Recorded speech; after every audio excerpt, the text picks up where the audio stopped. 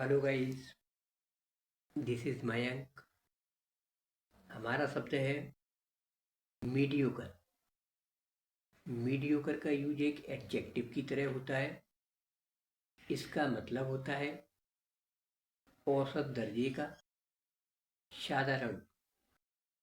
He always gives a mediocre performance in his exam.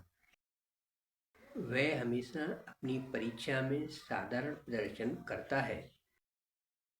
Synonyms of mediocre: standard, average, middling. Antonyms of mediocre: excellent, exceptional, outstanding। ऐसे informative videos के लिए video को like, share, channel को subscribe जरूर करें guys. Okay guys, thank you.